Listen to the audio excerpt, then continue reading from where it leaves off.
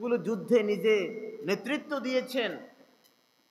সত্য নবী বিধায়, আল্লাহর প্রেরিত রাসূল বিধায় আল্লাহর হাবিব একটি যুদ্ধেও পরাজিত হন নাই। সুবহানাল্লাহ। প্রত্যেকটা যুদ্ধে তিনি জয়লাভ করেছেন। সাহাবায়ে আজমাইন যুদ্ধগুলোতে জয়লাভ করেছে। ৮ বর্গ মাইল এলাকা, ৮ বর্গ মাইল এলাকা, ৫০০ জন মুসলিম।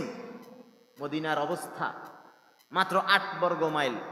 আপনাদের এই আমানুল্লাহপুর গ্রামটা যত বড়, মোটামুটি এতটুকু একটা জায়গা ইসলামিক স্টেট, ইসলামী রাষ্ট্র। একটা গ্রামের পরিমাণ জায়গা নিয়ে শুরু করেছেন।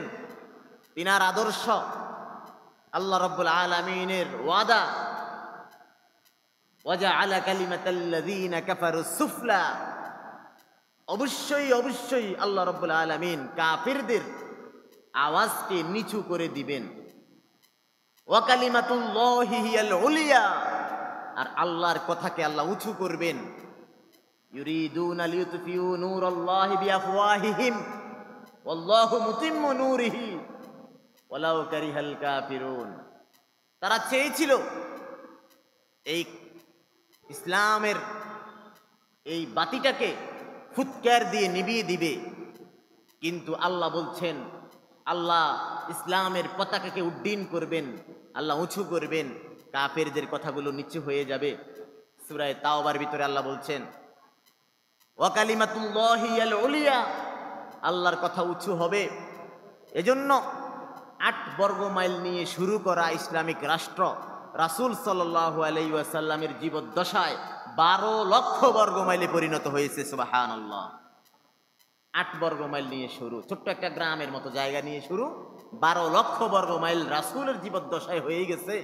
এবং ওমর ইবনে আব্দুল আজিজের আমলে ৬৪ লক্ষ বর্গ কিলোমিটার, বর্গ মাইল, ৬৪ লক্ষ বর্গ মাইল ইসলামিক রাষ্ট্রের বিস্তৃতি হয়ে গেছে। সুবহানাল্লাহ। প্রিয় হাজিরিন, একজন ইহুদি তিনি তিনার বাড়িটাকে বিক্রি করে দিবেন। ইহুদি কি বিক্রি করবে? বাড়ি বিক্রি করবে। কথা বোঝা যায়? ইহুদি কি বিক্রি করবে? বাড়ি বিক্রি করবে। ইহুদি বাড়িটা বিক্রি করে দিবে, কিন্তু বাড়ির দাম যত টাকা, তার চেয়ে ডাবল দাম সে হাঁকিয়ে বসলো। মনে করেন বাড়ির দাম হলো ৫ লক্ষ টাকা, সে বাড়ির দাম চাচ্ছে ১০ লক্ষ টাকা। ইহুদি বাড়ির দাম কত চায়? ১০ লক্ষ টাকা চাচ্ছে, কিন্তু বাড়ির ন্যায্য মূল্য ৫ লাখ টাকা। বাড়ির ন্যায্য মূল্য কত? ৫ লাখ টাকা। বাবা, কথা বোঝা যায় আমার? এদিকে শুনেন, এই যে এই পাশে, আমার ডান পাশে, এই যে আপনারা, আমার কথা শোনা যায়? কি বলতেছি শোনেন, একটু খেয়াল করেন। আব্দুল্লাহ ইবনে মুবারক ওই বাড়ির পাশেই তিনি বসতি করেছেন। আব্দুল্লাহ ইবনে মুবারকের বাড়ির পাশে ইহুদির বাড়ি। আব্দুল্লাহ ইবনে মুবারক প্রতিবেশী ইহুদির। যখনই কোনো মানুষ কিনতে এসেছে, বলতেছে, হে ইহুদি, তোমার বাইরের মূল্য তো এত টাকা না, তুমি কেন এত টাকা তোমার বাইরের মূল্য চাইতেছ? বলে যে, ভাই, আমার বাড়ির মূল্য এত নাই, আমি আমার প্রয়োজনে বাড়িটা বিক্রি করে দিব, কিন্তু এই বাড়ির পাশে আমি ইহুদি, কিন্তু আমার ইহুদি হলেও আমার বাড়ির পাশে এমন একজন লোকের বাড়ি, সে মুসলিম। এই মুসলিম পরিবারটির কারণে আমার বাড়ির দাম এত বেশি। কেননা এই মুসলিম লোকটি সব সময় আমার খোঁজ খবর রাখে, সে কখনো আমার ক্ষতি করে না। সে থাকার কারণে আমি নিরাপদ হয়ে আছি। এজন্য আমার এই জায়গাটার দাম বেশি, কেননা আমার জায়গার পাশে আমার প্রতিবেশী অনেক ভালো মানুষ। আমার প্রতিবেশী ভালো থাকার কারণে এই বাড়ি যে কিনবে সে নিরাপদে থাকতে পারবে। এজন্য আমার বাড়ির দাম এত বেশি। বলেন সুবহানাল্লাহ। বাড়ির দাম বেশি কেন? প্রতিবেশী ভালো। আপনাদের গ্রামে যে বাড়ি, ভেজাইল্লা বাড়ি, এই বাড়ির আশেপাশের জায়গার দাম আসেনি? এই বাড়ির আশেপাশের জায়গার দাম কম না? কম না? কেননা মানুষ জানে এই জায়গায় যাই বাড়ি করলে গাছগাড়া হইতে দিত না, একটা হাঁস মুরগি হইতে দিত না, এই বাড়ির পাশে যাইয়া বাড়ি বাঁধলে আমার মেয়েগুলো নিরাপদ থাকতো না, আমার বউ নিরাপদ থাকতো না, আমি ভেজালে পড়বো, তাহলে এই বাড়ির জায়গাকে কিনতেও চায় না। কিন্তু মুসলমান, তোমাদের অতীত ইতিহাসের দিকে লক্ষ্য করো, তোমাদের বাড়ি যাদের পাশে থাকে তারা তোমাদের বাড়িটাকে নিরাপদ মনে করে, বাড়িটা নিরাপদ। এজন্য কেমন মুসলিম হলাম আমি, আমার দ্বারা অন্য মুসলমানের যেন ক্ষতি না হয়। মুসলমান তো তাকে বলা হয়েছে আল মুসলিমু মান সালিমাল মুসলিমুনা মিন লিসানিহি ওয়া ইয়াদিহি। খাঁটি মুসলমান তো ওই ব্যক্তি যার হাত ও মুখ হইতে অপর মুসলমান নিরাপদ থাকে। হাত থেকে নিরাপদ বলতে সে হাত দিয়ে তার কোনো ক্ষতি করে না, মুখ দ্বারা নিরাপদ বলতে সে মুখ দিয়ে তার বাহির তার প্রতিবেশীর কোনো গীবত করে না, প্রতিবেশীর সম্মান নষ্ট করে না। আল মুসলিমু আখুল মুসলিম, মুসলমান মুসলমানের ভাই। মুসলিম তো দূরের কথা, মুসলমানদের কাছে ইহুদিরা পর্যন্ত নিরাপদ থাকতো, ইহুদিদের জায়গার দাম পর্যন্ত মুসলমান প্রতিবেশীর কারণে বেড়ে গিয়েছিল। আজ আমরা কেমন মুসলমান হলাম, অথচ আল্লাহ রাব্বুল আলামিন সূরা কাহাফের মধ্যে বলতেছেন ইন্না জাআলনা মা আলাল আরদি সিনাতাল লাহা। আমি জগতে যা কিছু বানাইছি পৃথিবীতে সব কিছু মরিচিকা, সব হলো ধোঁকা, সব কিছু তোমাদের জন্য শোভনীয়। এই বিষয়গুলো মরিচিকার মতো উপস্থিত ভালো লাগে। প্রিয় হাজিরিন, সামান্য সময় ভালো লাগে, কিন্তু একটা সময় ত্যাগ করে চলে যেতে হয়। আমরা যদি খেয়াল করি আমরা কেমন মুসলমান দাবি করি, আমাদের থেকে আমাদের স্ত্রীরা নিরাপদ নয়, আমাদের সন্তানগুলো নিরাপদ নয়, আমাদের মা বাবা নিরাপদ নয়, আমার প্রতিবেশী নিরাপদ নয়, আমার কলিজার টুকরা সন্তানটা পর্যন্ত নিরাপদ নয়। এত নিষ্ঠুর আমরা হয়ে গেছি। এত নিষ্ঠুর কেন? এত নিষ্ঠুর কেন আমরা হয়েছি?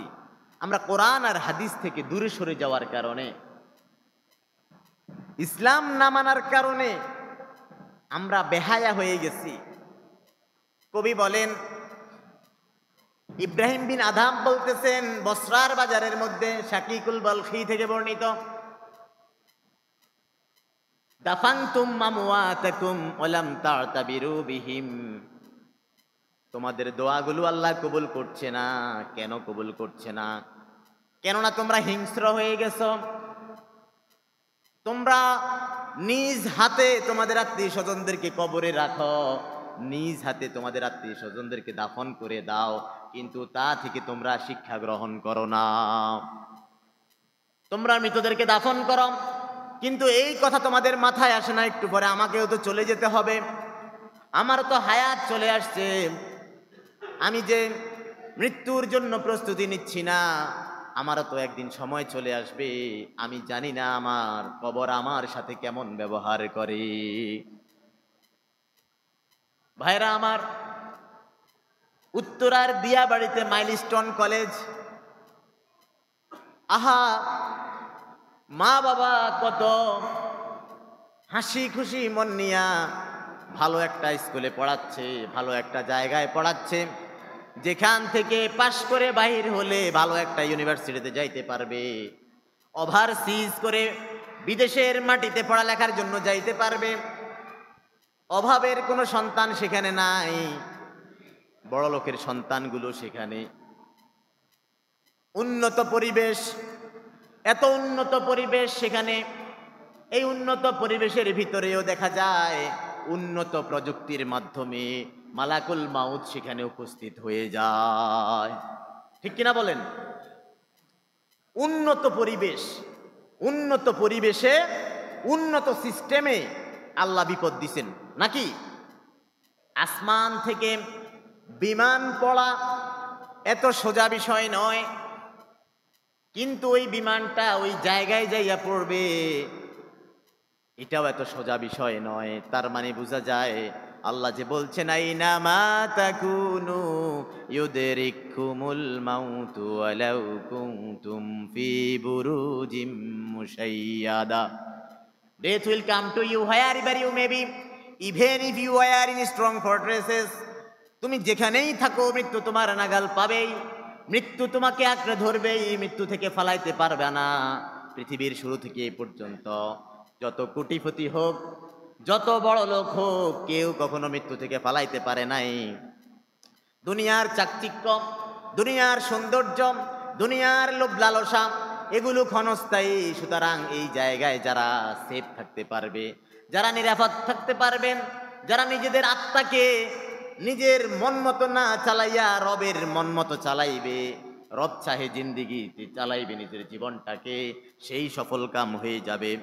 আল্লাহ বলছেন ইন্না জাআলনা মা আলাল আরদি সিনাতাল লাহা, নিশ্চয় এই সন্তান সন্ততি, এই ধন সম্পদ, এই আলো, এই চাকচিক্য, এগুলো তোমাদের জন্য পরীক্ষার হাতিয়ার। এই পরীক্ষা চলাকালীন সময়ে তোমাদের জন্য সামান্য আরাম আয়েশের ব্যবস্থা রাখা হয়েছে। কেননা 3 ঘন্টার পরীক্ষা যদি আপনি দিতে যান, 3 ঘন্টার পরীক্ষার মাঝখানে আপনার যদি প্রস্রাবে ধরে, আপনার পিপাসা লাগে, আপনি শিক্ষক থেকে ছুটি নিয়া, শিক্ষক থেকে বইলা আপনি নিজের জরুরতটা সাইরা আবার চলে আসেন, কেননা আপনি পরীক্ষার হলে আছেন। আপনি পানি পান করবেন, শিক্ষক থেকে বলে একটু পানি পান করে আবার চলে আসছেন, কেননা আপনার পরীক্ষার নির্দিষ্ট টাইমের পরে আপনার খাতার মধ্যে আর 1 মার্কের অ্যান্সার করাও সম্ভব না। কেননা এই খাতার মধ্যে আপনি যা লিখবেন সে অনুযায়ী আপনি ফলাফল পাবেন, সেই অনুযায়ী আপনার নাম্বার দেওয়া হবে, সেই অনুযায়ী আপনার চাকরি হবে, সেই অনুযায়ী আপনার বেতন হবে, সেই অনুযায়ী আপনি ভবিষ্যৎ জীবনটাকে গড়ে নিতে পারবেন। 3 জন মানুষকে যদি একজন বাদশাহ 3 জনকে বললেন তোমরা 3 জন 1 সপ্তাহের খাবার জোগাড় করে নিয়ে আসো, আগামী